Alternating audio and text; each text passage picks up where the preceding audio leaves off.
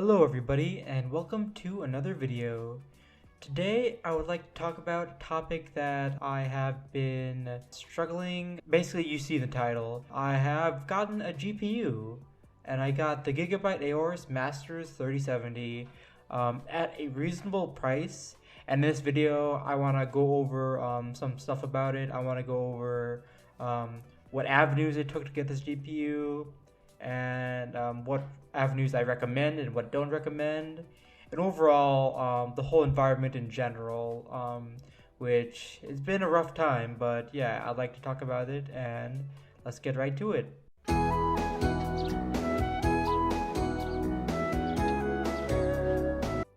So first off, I would like to preface this with why I want a GPU actually. So recently I acquired a job, and I've always wanted to build my dream PC. And with the 30 series graphics cards available or like announced and everything, I was pretty excited that I was finally going to make a good editing, streaming, and gaming PC for myself, because my current PC is good and all, but I really wanted to build my own PC because my current PC, I had my friends help me build it. So there was, some things I don't know, but I am way more comfortable with PC building now. Now that I'm comfortable with PC building, I feel more comfortable buying more expensive components for my computer. I wanted the first purchase to be my graphics card because that's what you typically want the most money into, or that's what I've heard anyways from other people who build computers. So I got the Gigabyte Master Aorus 3070. MSRP for this card is actually $799. And I actually bought this card for $950. Now, before you say anything, I know that's above MSRP, but the guy I purchased it from also gave me the receipt, and turns out he paid about $50 in shipping and tax. So technically, he paid $850 for it. So in terms of profit, he only had $100 profit from this card, which is pretty insane to think about, considering that regular 3070s can go between $1,200 to $1,400 on eBay and just on Craigslist as well. So I would say that I got really lucky in terms of the person I'm buying it from. And also, the person I'm buying from was local to my area, so all I had to do was drive about 20 minutes out and meet up with him in a public environment, and gave him the money, and he gave me the card. And he also gave me his receipt so that I can set up the warranty with it. So now I have a 4-year warranty with the card as well, which I am pretty excited about.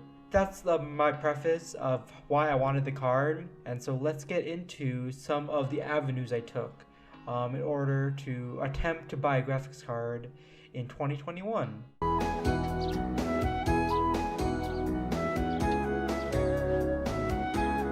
So the first avenue I went through in order to get a GPU was through the Newegg Shuffle. Yes, that thing that we thought would be a shoo-in to get. Turns out it's probably the worst way of trying to get a graphics card, since I have entered it about 30-ish times, and I have not gotten a single selected email, I would say. I've been seeing a lot of memes about how, oh, yep, another day, another disappointment at the Newegg Shuffle. I tried to pick as many of the items I could. I really didn't like how Newegg bundled items that I really didn't need. Even though I was planning on making my own computer, I had the PC part picker list in mind already, and I didn't want like a 650 watt power supply that was a 1-star reviewed. Those were the kinds of things that the Newegg Shuffle was bringing in. I would do that every day though. If you really want a graphics card at MSRP, but you're going to be paying for another thing, then who knows, you might be able to sell. That was the first avenue. The second avenue is actually living near a micro center. I live about an hour away from a micro center, so I was able to go to this store. And micro center is like a store you can go to with computer parts and like technology. It's like Best Buy meets Radio Shack, as I've heard it being called. And it's a really awesome store, but unfortunately, they don't get stock often, and they get stock without telling you. So basically, you can go to the store, and there could be a chance that it's in stock. Usually, you'd have to go in the store in the morning, So that's why people camp out on the weekdays, because I think it's usually Monday through Friday mostly that you'll get shipments in. And usually sometimes it's either like as low as like 3 to 4 graphics cards, or can be up to 30 or so. It usually depends. But I did visit the place a couple times actually, just to check it out. I was buying parts for another computer I was making, so just wanted to see their stock. And recently I saw that there are some 2060s in there that you can buy. There's only like 3 or 4 of them.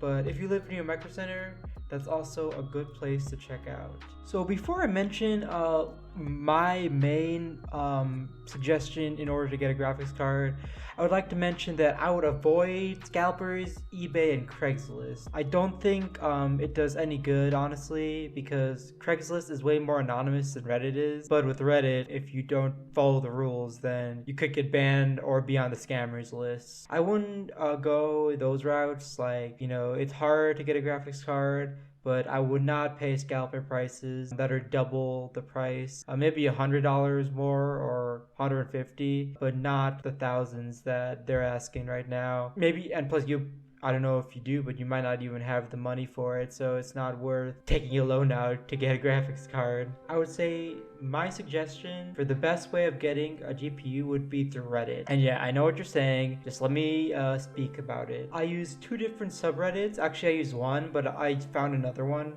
that's for games. But the subreddit r/hardware swap is a subreddit where you post on about wanting to buy hardware, computer parts, or selling computer parts.